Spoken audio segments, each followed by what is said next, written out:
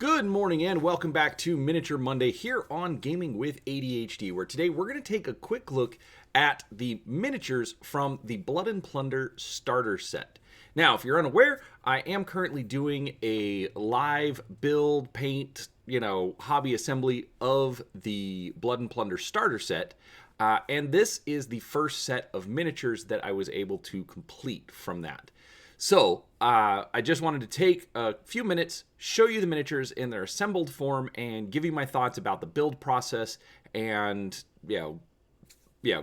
everything from there. So, before we get started, though, do make sure that you are subscribed to the channel. I try to put out a few videos each week covering all sorts of topics from miniatures, board games, card games, role-playing, anything in between, as long as it's on the table. And I'd love for you to come along and see what we have to share. So, with that out of the way, let's go ahead and get into this. Now, for starters, you're going to get two of these kind of shiny black boxes in your starter set. Okay? Each one comes with a sloop and a couple of sprues for building out your miniatures. Now, I've already shown those on the unboxing video that I did a few weeks ago, and so I'm not going to pull the sprues out themselves, just wanted to give you a rough idea. But the thing is, you get tons of options for what you can build, whether it's sailors with muskets or pistols or hand weapons. You have lots of different options. Just another good example. Here's the instruction sheet. So you get 6 different body types and obviously lots of options to go with. So one thing I do really like is that they are giving you tons to work with. Lots of different heads, lots of different, hands, gun types. You've got spears, you've got, cutlasses, the whole 9 yards. It's a lot of material to work with, and to be honest with you, it's also a little bit overwhelming. Because one thing it doesn't do is it doesn't tell you what you should build to get started with playing the game. So, I do like the miniatures that they provide, but I was a little lost. So, I do actually have a friend at Firelock Games, and I reached out to him. I said, okay, I've got the starter set, and what do you recommend for a new player? What should I build, so that I've got a good idea on different aspects of the game, two people learning how to play, things like that. And so what he recommended is that you do, for each side, you do a unit of muskets, you do a unit of 2 pistols, and a unit of 1 hand weapon and 1 pistol. And so we'll actually look at the miniatures for those here in just a moment. Now, with all of that out of the way, let's go ahead and take a look. So first up, I've actually got Blackbeard on the turntable. And so now, I don't have them on the official bases. I did that just for painting purposes because I'm still deciding how I want to do that. The bases are very nice. They look like the deck of a pirate ship. So, first off, those are fantastic. But as far as the miniature itself goes, I absolutely love the detail. There's enough pieces to give it a little bit of flexibility. With plastic, you do not get this kind of posing unless you start making multiple pieces. But the number of pieces was not overwhelming. It was easy to put together. Overall, I mean, this just looks great. The fact that, you've got all of his pistols, the sword, everything. He just looks mean, menacing, and like a pirate. Obviously, zoomed in close, looks like I've got a little bit of cleanup to do on the model, but overall, I think he's going to be a lot of fun to paint. So, That is Blackbeard, and so give me just a moment, and we'll switch over to Robert Maynard. All right, now here we have Robert Maynard. Basically, the starter set is supposed to kind of get you into that epic showdown between Blackbeard and Robert Maynard from the British Royal Navy. And so obviously you've got your big special character of Blackbeard on the pirate side, and so we need a big special character on the Royal Navy side. Now this one, I was a little disappointed that it wasn't quite as dynamic, especially when you look at the cover art.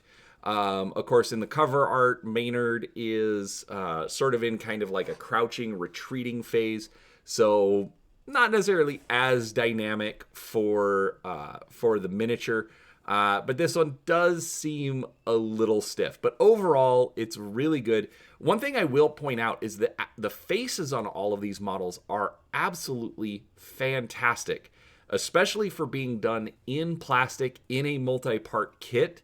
They're done very, very well. Now, keep in mind, that also makes them very, very small. Just be careful when you're assembling them. They're not going to be hard to lose, so do keep that in mind.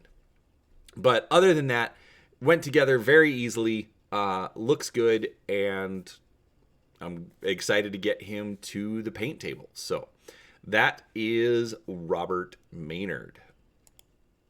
Now, for the individual crew, to start off with, I went with the musket soldiers, or pirates, or whatever it is we're calling it. And as I'm looking, I want to change the focus a little bit, so give me just a moment.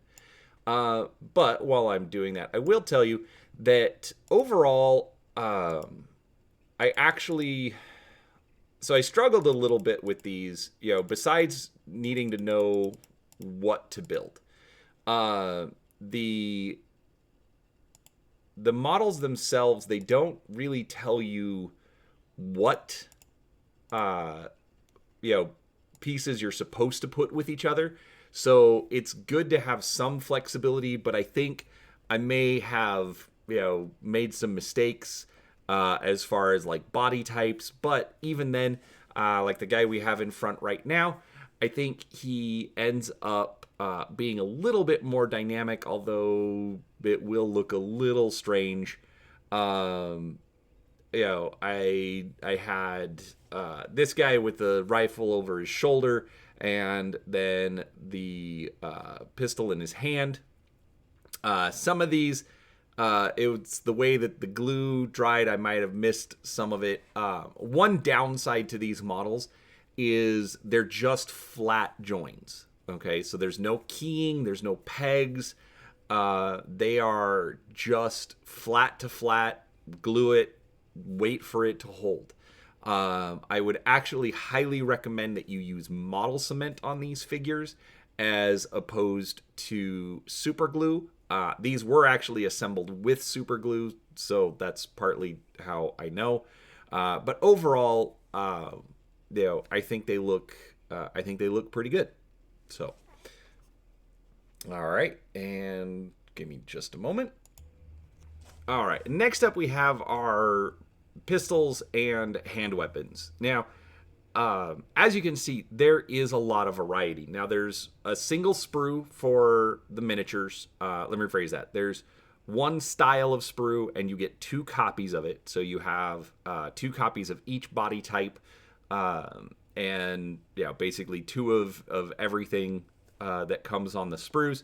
So it does still give you a lot of variety. I think if you do it well, you can actually get some very good, very dynamic poses. I like this guy that's coming around where, yes, he's got a pistol in his hand, but he's got it flipped around, to the butt end of the pistol. Overall, they're really, really capturing the pirate aesthetic, and just they're great models. Again, the faces, as you can see, are highly detailed. and are going to look really, really good with just even a simple paint job. You're not going to have to do anything. Like, I know I'm not going to do anything crazy because I'm not a professional painter, as it were. But overall, I think they're going to look really good painted up. All right, and finally, for the miniatures or the figures, we have our pirates with 2 pistols. Now, these, again, they're showing off the different, a little bit different posing, things you can do with them. Again, you're going to be having to deal with a little bit of staticness because sometimes where you can get the arms positioned, trying to make sure that they don't look out of place where a shoulder looks like it's on the back of the figure, things like that. But overall, you can have some fun with them. I'm happy with how all of these came out, and I was literally building them on stream at random. So while the instructions don't tell you exactly what pieces to use, it's not hard to come up with ideas on how to work it. But overall, this worked out pretty well. So again, you get 12 miniatures per black box. There's 24 total in the starter set. And so again, I just showed off the contents of one of those boxes as far as the figures go. And just in a minute here, we'll get into one of the boats. But overall, I'm very happy with these. I'd like the instructions to be a little bit better keying or pegs on the arms, or especially the hands would have been a lot nicer. But I'm also not in manufacturing, so I don't know if that was entirely possible. It would have been nice, but I do understand that there's those limitations. So just keep those things in mind, and you should be fine getting into it. So, all right, last thing. We're going to look at one of the ships, and that'll be in just a second. All right, now here we have one of the most awesome parts of the starter set, but probably one of the things that's going to frustrate you the most because you're going to struggle with where to put it. Okay, so the Sloop, as you can see, like, I have it... no matter how I'm angling this, I'm not fitting the entire thing on the screen, and I have the camera completely zoomed out. It is extremely tall. We're talking more than 12 inches tall from the base of the boat to the top of the mast. You've got this. I don't know all the parts of the ship, and Mike Tunians is probably going to be mad at me, but I know I got it assembled. It works. But overall, it's a decent kit. Now, this is one where I absolutely think the instructions absolutely need some help. So this is the instruction sheet for the Sloop, and we'll get back over to looking at the model here in just a moment. But there's a lot of information that they don't give you. So it's basically just an exploded view of the parts. So like one thing that they don't tell you, like they show you, okay, put the I think it's the poop deck. I don't know. I could be wrong, but the deck here in the back, that's over top the back, they're showing where it all assembles. But what they don't tell you is that once you glue that in, there's no way to get cannons in to these back gun ports. So you actually want to make sure that you're assembling those first so that you can actually get them into place. But other than that, it actually goes through pretty well. I had a little difficulty because one of these pieces had come off and gotten lost. But then it turns out that I didn't need it anyways, and we'll get into that in just a second.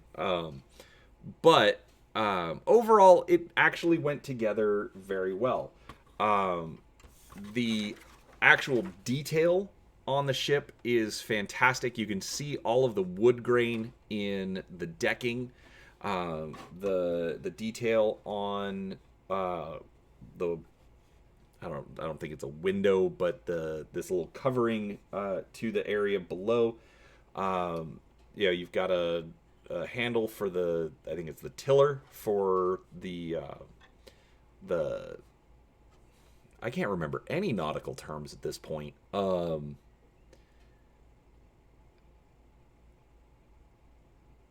I don't remember. I got nothing. But it's crazy how it's so big. There's a lot of detail that I just can't get to, because it won't fit right. But overall, I mean, let's zoom back out. But yeah, overall, the detail is fantastic. Now, I'm going to have to come up with sails. People have done paper, they've done cloth. There's a lot of different variety. They do have templates on the Blood and Plunder website, or Firelock Games website, I should say, firelockgames.com. Templates so that you can actually make your sails out of whatever material you see fit. I've seen people do all sorts of things: canvas, cloth, craft foam, all sorts of stuff. Literally, take your pick, whatever works for you. It's not a problem. But overall, I mean, the ship went together just fine.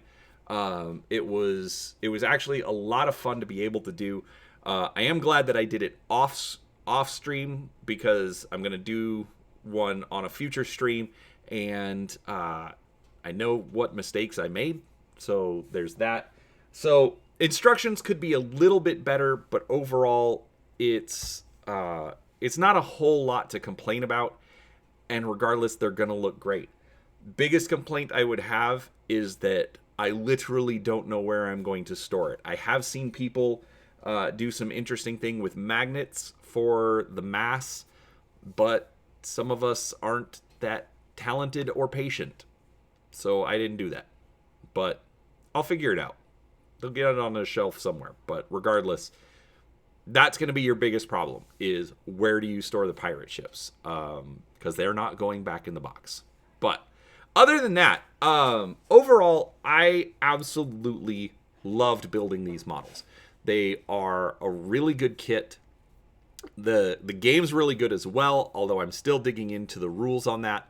I've played some demos in the past, but I haven't been able to actually play full games. But regardless, if you want to get into a historical game, especially a game about pirates, this is absolutely a place that I would recommend that you start with. The value for how much you're getting out of the box, literally is, there's not a lot of sets that compare to it, which, you'll see in some future videos. But overall, I love this set. I love Firelock Games, and absolutely do recommend it. So with that said, I do hope you enjoyed the video. If you did, please do give it a thumbs up. Make sure you share it with all your friends. And other than that, don't forget, down below we will have links to our social media, and also Drive Through RPG if you like to purchase your gaming books digitally.